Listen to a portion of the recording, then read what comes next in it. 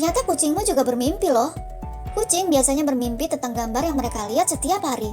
Reaksinya beragam, tubuhnya gerak-gerak, mendesis, mengeong, dan melengkungkan punggungnya. Kegiatan bermain ternyata juga bisa dimimpikan oleh kucing, terutama oleh anak-anak kucing. Baik itu main dengan mainan, ataupun main dengan saudara-saudaranya.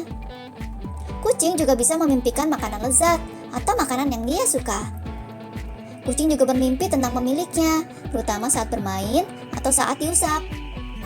Selain memimpikan makanan, kucing juga bisa memimpikan mangsanya loh, yaitu cicak, burung, atau serangga kecil.